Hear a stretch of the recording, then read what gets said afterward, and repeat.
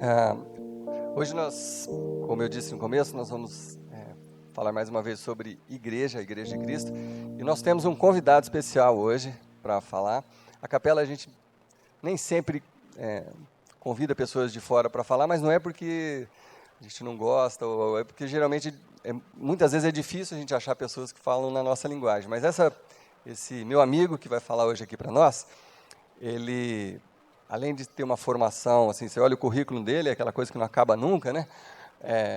Pós-graduado em teologia, professor de hebraico e etc. Mas, para mim, o principal é que é uma pessoa comprometida com Jesus Cristo, e não é um teórico, é um cara que já pôs a mão na massa, já serviu na África, não sei se ele vai contar o testemunho dele aqui, já pegou, quantas malárias? 17? Quantas malárias você pegou? Pegou algumas, né? Pegou algumas malárias, servindo lá na África.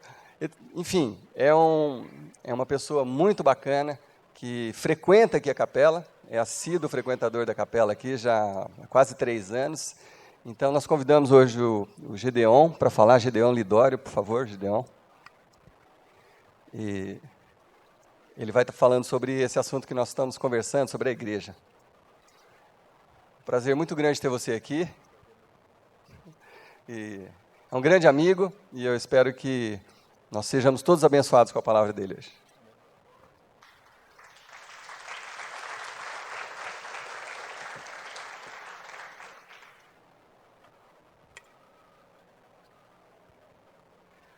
Boa noite. É bom estar aqui. Obrigado, Paulo, pelo convite. Poder compartilhar um pouco daquilo que Deus tem colocado em nosso coração. E vi o Paulo falando esse mês sobre igreja, e comecei a falar com ele também sobre essa questão. E há sempre uma pergunta que fica para mim em relação à questão igreja. Nós somos igreja, nós frequentamos igreja, nós estamos na igreja. As perguntas que sempre surgem na minha mente o que é igreja? Há uma grande confusão no nosso tempo, principalmente porque nós estamos muito longe daquele tempo em que a Bíblia, o Novo Testamento foi escrito, há praticamente 2000 anos atrás, e a gente não tem muito contato com aquilo que o Novo Testamento institui muitas vezes, porque é uma língua diferente, é um conceito diferente, uma época diferente. E nós vamos crescendo como igreja, e esse conceito igreja, ele vai se diluindo em meio à nossa cultura e assume certas formas que não necessariamente são erradas, mas são diferentes daquele que é o propósito da própria Bíblia em falar sobre o que é a igreja. E a pergunta que sempre cala em meu coração, outro dia eu estava em São Paulo e alguém viu um vídeo aqui da capela, e tinha fumaça aqui no palco e tudo mais, aí alguém me perguntou, mas vocês fazem isso na igreja? E eu fiquei olhando para aquele negócio, eu falei assim, bem, ele não sabe metade das coisas que nós fazemos na igreja, né? Mas enfim, eu fiquei olhando e falei assim, mas por que ele identifica esse local que nós nos reunimos, com um palco legal, com cadeiras, com ar-condicionado, por que ele identifica isso como igreja? Por que nós identificamos o templo como igreja? Por que nós convidamos pessoas, escuta, você não quer ir hoje à minha igreja? Eu fico pensando na incoerência que é nós fazermos isso. Afinal de contas, esse lugar que nós reunimos é a igreja? O templo, os templos que nós construímos são igreja? A igreja é um espaço físico localizado? É isso que o Novo Testamento fala sobre a igreja?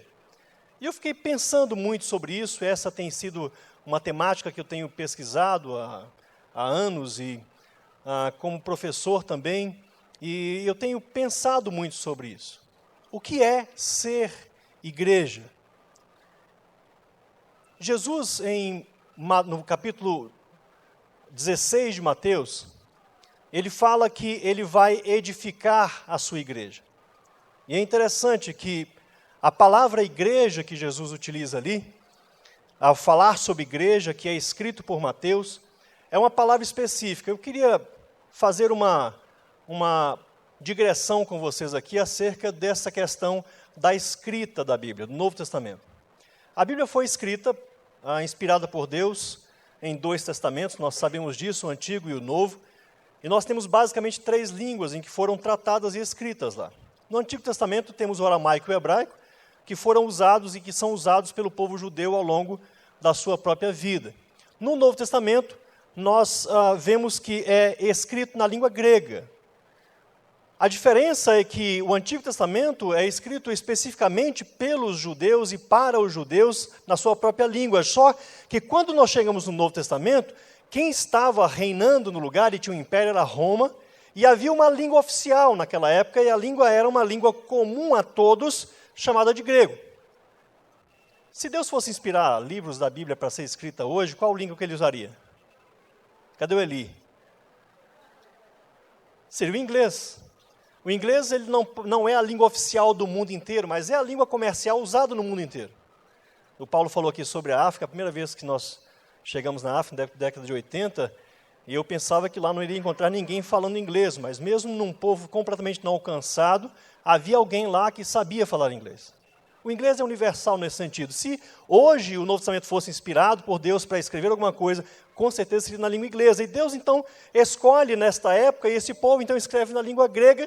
E havia 8 ou 9 palavras que poderiam ser escritas para representar o que é a igreja. E todos os escritores do Novo Testamento, sem nenhuma exceção, escolheu uma única palavra. Eles poderiam ter escolhido uma palavra que tem a ver com o templo, mas resolveram não fazer. Poderiam ter escolhido uma palavra que tinha a ver com as sinagogas, mas resolveram não fazer. Eles poderiam ter escrito igreja com uma palavra que tinha a ver com a questão dos sacrifícios que eram praticados pelos judeus, mas eles resolveram não fazer. Na época, então, que Mateus, Lucas, João, os escritores escrevem, então, havia uma palavra que era usada na cultura grega já há algumas centenas de anos. As cidades gregas, elas eram cidades bem estruturadas, tinham uma estrutura muito interessante como cidade-estado, e eles então, quando tinham um problema qualquer para resolver, uma lei para contestar, uma guerra para fazer, eles convocavam as pessoas na cidade para se reunir. Eles chamavam então as pessoas para uma eclesia. E essa palavra, então, eclesia, que é justamente a palavra que o Novo Testamento usa para designar igreja. O que é eclesia no contexto grego? A eclesia era a assembleia das pessoas da cidade que se reuniam para decidir sobre um assunto qualquer. Mas não era apenas uma reunião.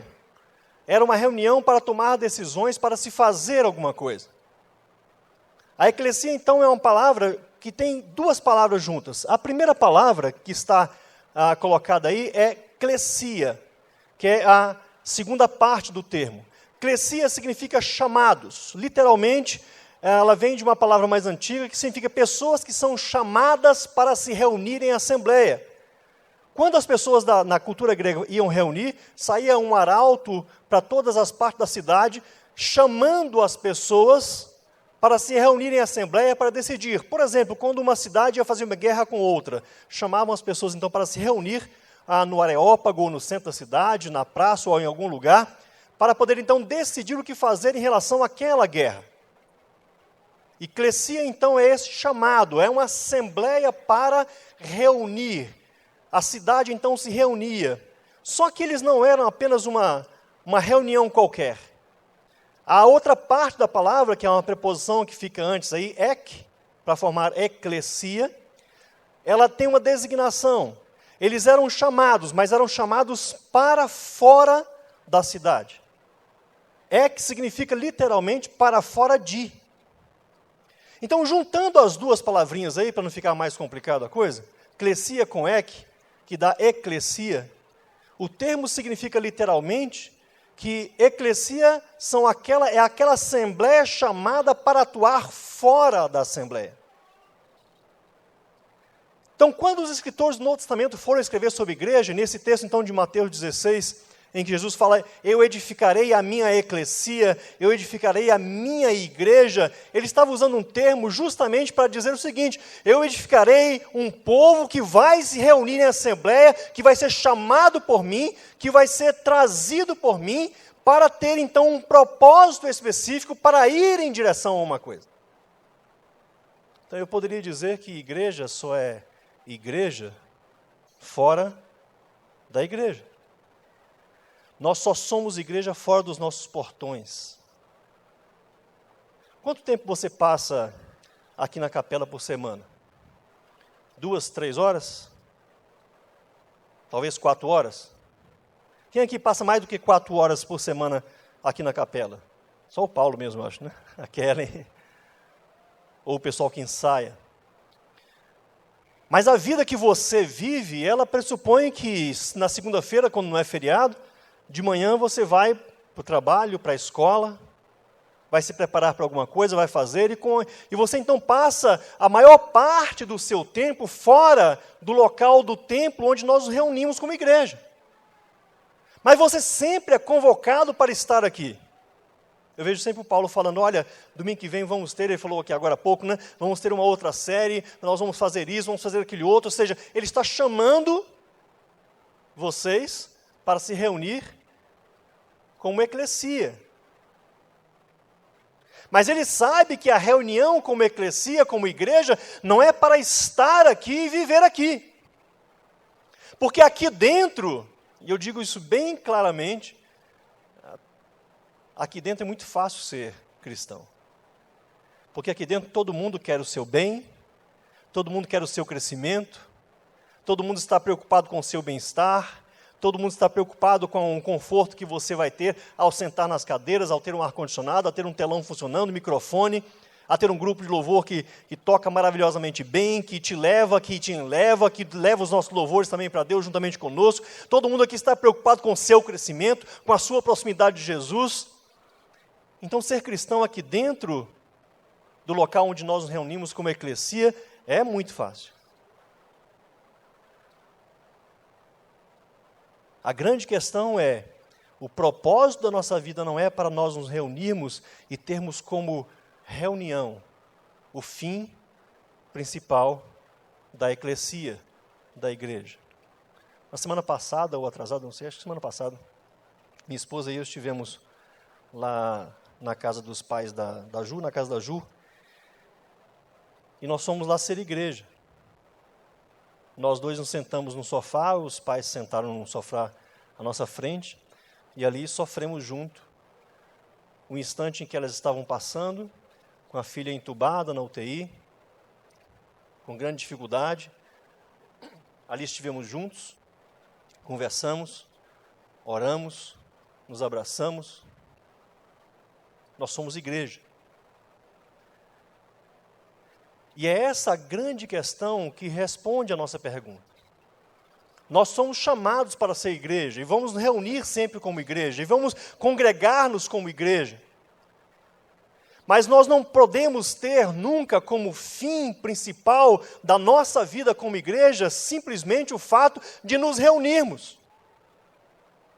A reunião é maravilhosa, mas o propósito de Deus a nos chamar como igreja é justamente para poder cumprir aquilo que Ele mesmo coloca em seu coração lá atrás, na eternidade. Porque Ele quer fazer consigo mesmo uma reconciliação. Ele quer reconciliar a criação inteira de volta para com Ele. E é este o propósito de nós sermos chamados como igreja. Deus nos chama como igreja para que nós nos reunamos em assembleia, para podermos entender que este é o propósito da nossa vida. E o propósito da nossa vida é justamente sermos agentes criativos e criadores de Deus, para transformar a vida das pessoas, para ir em direção àqueles que necessitam, para cuidar, para que outras pessoas possam entender aquilo que nós entendemos, para que haja reconciliação com Deus, não somente de pessoas, mas da criação como um todo. O mandato cultural para o ser humano ainda permanece de pé, ou seja, nós temos responsabilidade para com aquilo que Deus colocou em nossas mãos, que é a própria criação. Mas pensando somente na questão humana em si, hoje ainda existem no mundo cerca de 2 bilhões e 500 milhões de pessoas que nunca tiveram a oportunidade de conhecer esse Deus que você louva.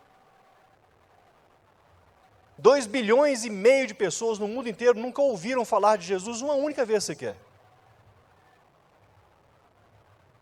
São mais de 3.480 línguas no mundo inteiro, sem nenhum versículo da Bíblia traduzido para o seu idioma. Eles nem sabem que a Bíblia existe. E é isso às vezes me incomoda muito. Porque nós nos reunimos, e nos reunimos sempre. Quem vem mais do que 2 vezes aqui na igreja por mês? Nós nos reunimos quase todo domingo. Eu poderia dizer, nós nos reunimos todo domingo. A igreja se reúne todo domingo. Tem os GAs ainda por cima, né? Que é mais do que uma reunião por semana. E a gente se reúne, a gente se reúne, a gente se reúne, a gente se reúne. Ok, maravilha, beleza. Mas e o propósito da igreja precisa estar presente no nosso coração de uma forma muito forte. E o propósito principal de Deus é reconciliar consigo a humanidade. E quando eu olho então para a humanidade, e eu sei que dessa humanidade, praticamente metade dela não conhece a Deus, não conhece Jesus, não sabe que Ele tem esse propósito, não entendeu, não tem acesso à palavra de Deus, porque não tem nada traduzido na língua deles. Das 6.554 línguas no mundo, mais da metade, quase 4.000, não tem a Bíblia. Não tem o Novo Testamento, não tem o livro de João, não tem um versículo traduzido. Aí você pode pensar, mas, Gedeão, isso é impossível, nós estamos na era da internet, televisão a cabo para tudo quanto é lado, aí tudo mais, aqui, etc. Então, gente, é quase impossível pensar isso, mas é uma realidade presente no mundo. 2,5 bilhões de pessoas não têm acesso àquilo que nós conhecemos como Deus. A não ser que você possa pensar que eles devem ser deixados assim porque estão muito longe de nós. A verdade é que o propósito de Deus, ao nos formar como igreja, era nos chamar como eclesia, para nos reunirmos em assembleia, para aprendermos, para nos abastecermos, para nos enchermos, para nos congregarmos, para nos amarmos, para nos prepararmos para ir para fora. Porque nós somos chamados para fora. Nós não somos chamados para dentro. O propósito não é estar dentro, o propósito é estar fora. E eu gosto muito de desde quando começamos a frequentar aqui a capela, quase 3 anos atrás, eu vi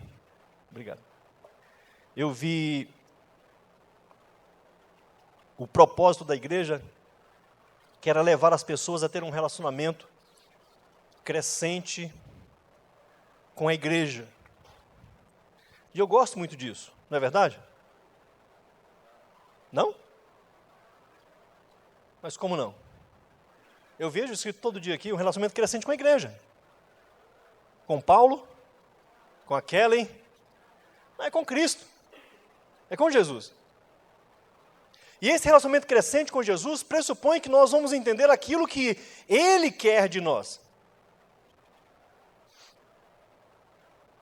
E é interessante quando eu olho para tudo isso, Paulo falou sobre estar na África, trabalhando, etc. Para mim não é uma questão muito importante agora para falar sobre isso. Não vou falar sobre testemunho sobre isso, pode ser uma outra hora, a gente pode falar alguma coisa sobre isso, mas o fato de que a igreja tem um grande propósito. O Paulo pregou sobre isso aqui, eu não sei se foi o Paulo ou se foi ali, mas falou sobre nós termos embaixadores. Esse texto, que é o texto da reconciliação do mundo com Deus, fala justamente sobre isso. Nós somos esses embaixadores. Nós somos as pessoas responsáveis por ser os pés, as mãos, a boca, o corpo, a manifestação de Deus em meio às pessoas, em meio à terra, em meio às nações inteiras.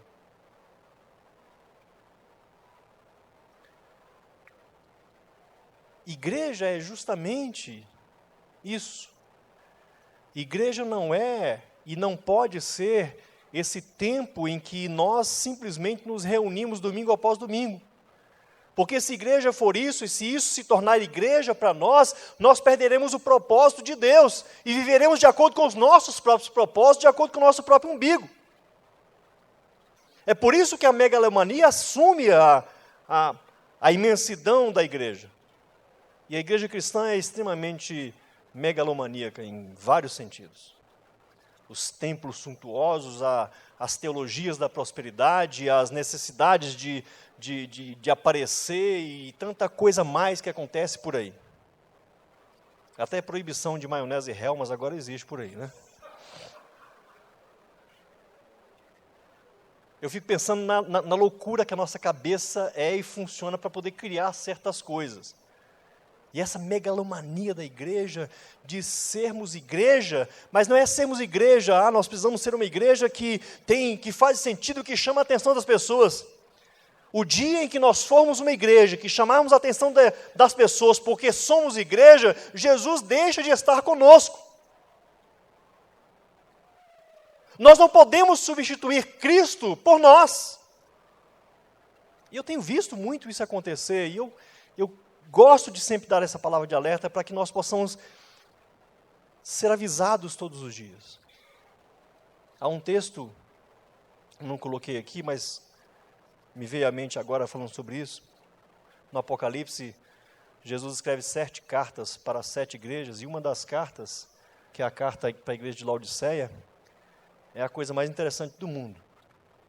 Parece que João estava descrevendo um monte de igreja que eu conheço. Laodiceia era a melhor igreja. Tinha o melhor sistema de som, a melhor iluminação, a melhor equipe de louvor. As crianças tinham o melhor trabalho possível do mundo. O pastor pregava, era o melhor pastor que pregava na região. A igreja sempre cheia. Não havia necessitados na igreja. Tudo era maravilhoso, perfeito. Só tinha um detalhe na igreja de Laodiceia que era diferente. Você procurava Jesus e não encontrava, porque ele estava do lado de fora da porta, batendo, tentando entrar na igreja. E eu estou vendo uma época em que a igreja cristã está justamente caminhando a passos largos para isso. Para caminhar como igreja, para ser uma igreja maravilhosa, para ser uma igreja pungente, forte, crescente, mas que não tem como centro e como foco a vida de Cristo, a vida de Jesus, e Jesus está do lado de fora. Eu não sei por que Jesus fica do lado de fora ainda insistindo, batendo na porta, querendo voltar. Ainda bem que eu não sou ele, porque se eu fosse já tinha ido embora há muito tempo, né? Então a igreja é justamente esse projeto de Deus, e é projeto de Deus desde a eternidade. Não foi um plano B, que não deu certo alguma coisa, e ele falou assim, vamos fazer uma igreja, vamos abrir um trabalho, vamos abrir uma portinha, vamos colocar alguma coisa. Não é plano B de Deus, é plano A, é o plano eterno dele. O plano eterno dele é justamente esse. E esse texto de Coríntios fala justamente sobre isso, ou seja, agora é a hora de se manifestar, diz Paulo, esta igreja. E essa igreja tem um ministério, é o ministério da reconciliação.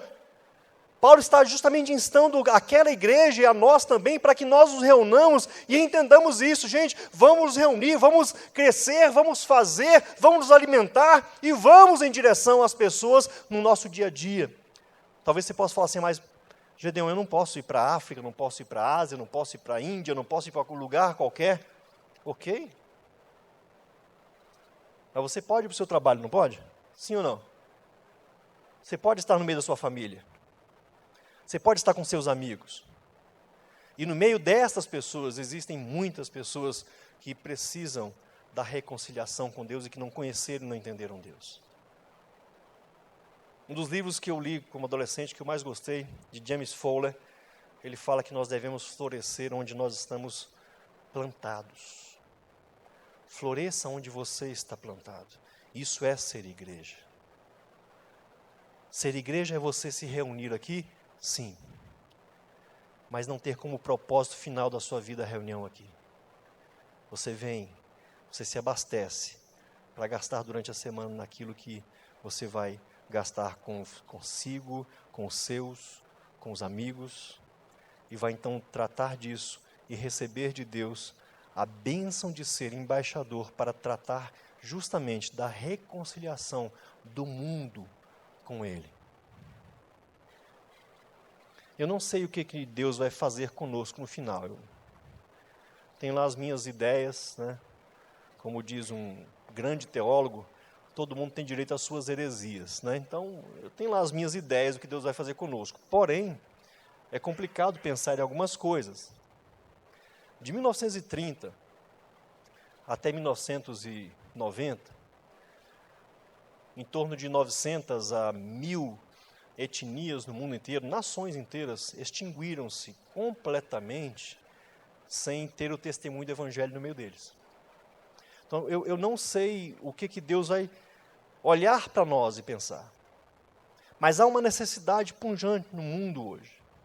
Por mais que você possa pensar que o mundo já foi alcançado por esse Jesus ou por este Evangelho, meu irmão, minha irmã, eu digo sinceramente que não foi. Nós temos uma grande necessidade de que a igreja se conscientize de que ela é o único agente de Deus para a reconciliação do mundo com Deus. Deus não tem um plano B. Ele não vai entrar com um plano B. O plano de Deus é você. O plano de Deus sou eu. O plano de Deus somos nós. O plano de Deus é a igreja. Alguém me perguntou outro dia, mas você confia na igreja?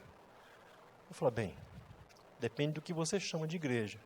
Se você está chamando de igreja instituição, eu não confio. Mas se você está chamando de igreja corpo de Cristo, em que o cabeça Jesus toma conta e faz tudo bem, é a melhor coisa que existe no mundo inteiro. A igreja é o corpo de Cristo, que perpassa a capela, que perpassa outros lugares, que sai de Londrina, que entra no Paraná, Brasil, o mundo inteiro, que está presente em todo lugar, esse corpo invisível de Cristo, que é a igreja, ela vai muito bem, obrigado. Ela está maravilhosamente fundada, amparada e cuidada, e caminha a passos largos na vontade de Deus. Mas muitas vezes nós confundimos a igreja corpo de Cristo com a igreja instituição ou localizada em certos lugares e começamos a ficar até com certa gastura de sermos chamados de evangélicos. Eu tenho alguns amigos que são pastores pelo Brasil e muitos deles já não se identificam mais como evangélicos. Outro dia eu encontrei com um e perguntei, ele falou assim, não, evangélico? Você é pastor? Eu falei, eu sou pastor, mas eu não sou evangélico. É uma esquizofrenia completa, total, né? Mas, enfim, tem hora que você olha para o conjunto da obra e fala assim, meu Deus, parece que tudo perdeu o controle. Mas nada está sem o controle de Deus. Porque o corpo de Cristo continua fazendo aquilo que Cristo falou que iria fazer. Eu edificarei a minha igreja. E ele conversando com Pedro, fala justamente sobre isso. Pedro, você está aqui, está dando testemunho de mim, eu vou edificar a minha igreja sobre a minha vida, a minha morte, a minha ressurreição. Vocês vão ser o meu corpo e eu vou estar presente com vocês até o fim. Eu não vou largar vocês, eu não vou largar da mão de vocês, eu vou estar com vocês o tempo todo.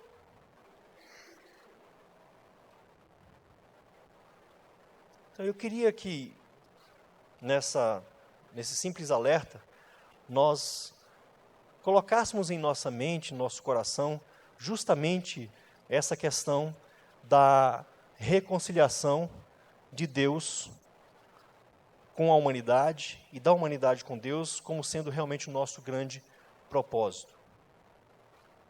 Então, o que é igreja para você? Igreja é você, sou eu. Igreja somos nós. Igreja é um corpo, não é um lugar. Igreja não é um templo. Igreja não é uma situação. Igreja não é um nome. Igreja não é uma instituição. Igreja é você e eu. Somos nós que caminhamos. Deus no Antigo Testamento diz, Davi queria construir um templo para Deus, Deus não deixou. Depois Salomão quis continuar a obra e construir o templo, Deus falou assim, tudo bem, vai lá e constrói. Mas o Senhor vai vir, vai habitar nesse templo? Deus falou assim, Salomão, eu não habito em templos feitos por mãos humanas.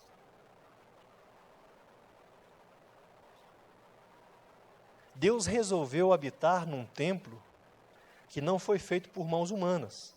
E que templo é esse? Você e eu, nós. Nós somos criação dele.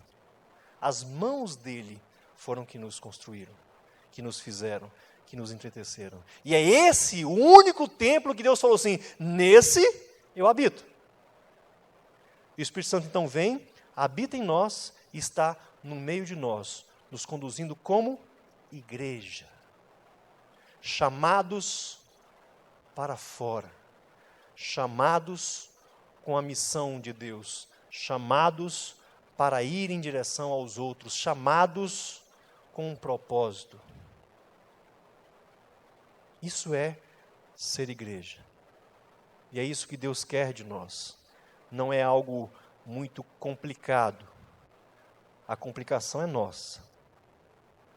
E é interessante que,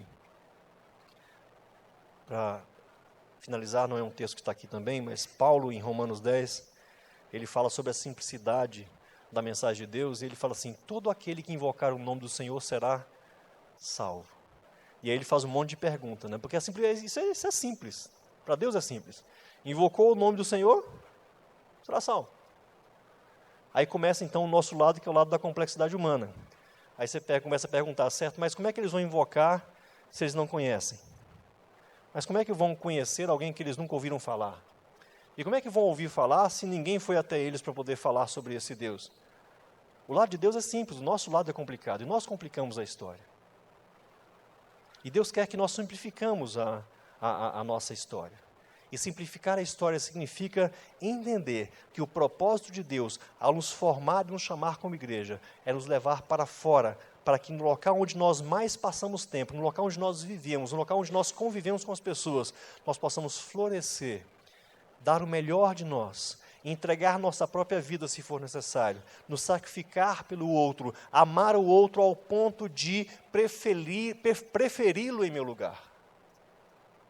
E neste amor, então, nesta comunhão, então, neste propósito, então, nós conseguimos levar as pessoas a essa reconciliação com Deus, cumprindo, então, o grande propósito de Deus que Ele traçou lá na eternidade, de reconciliar consigo o ser humano que se perdeu, pecou e está longe dele e que precisa deste mediador chamado Jesus, para poder, então, reconectar-se com Deus.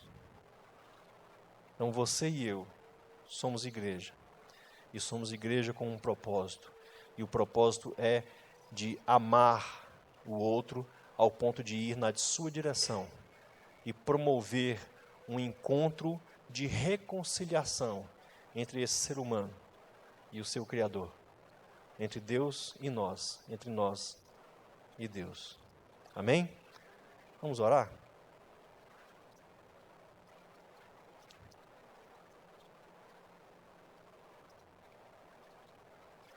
Pai, quero te agradecer porque podemos passar um tempinho aqui olhando para aquilo que o Senhor deixa para nós em relação ao chamamento como igreja. E eu quero te agradecer porque nós temos essa liberdade de poder nos reunir nesse lugar e olhar para a Tua Palavra, abrir a Tua Palavra, ler a Tua Palavra, entender, estudar um pouco. E eu fico, todas as vezes em que eu subo em algum palco, em algum lugar, ou que eu vou repartir a Tua Palavra, isso me constrange bastante, Pai, porque eu me lembro de que existem bilhões de pessoas que ainda não têm o acesso a isso que para nós é tão corriqueiro, tão comum, que é justamente o acesso à Tua Palavra, o acesso à Bíblia, o acesso à Tua vontade, o acesso ao conhecimento de Ti. E eu quero te pedir que o Senhor nos abençoe como corpo, como parte do corpo de Cristo, como igreja que se reúne neste lugar.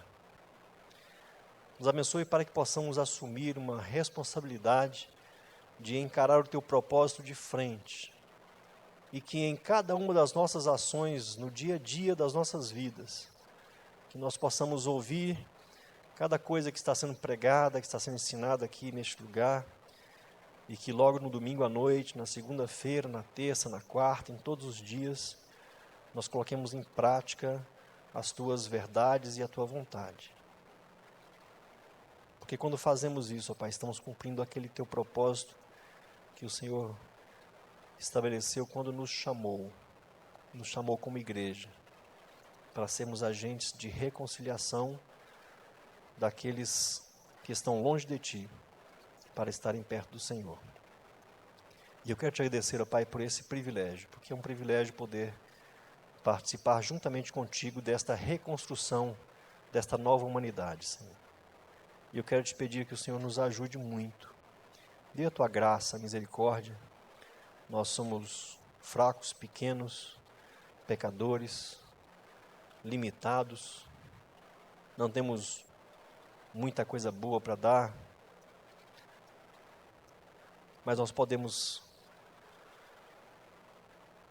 descansar em Ti e deixar que o Senhor nos use para que as pessoas possam ter um encontro verdadeiro contigo e que possam crescer e que possam viver, ó Pai, essa vida tão maravilhosa que é a vida próxima do Senhor.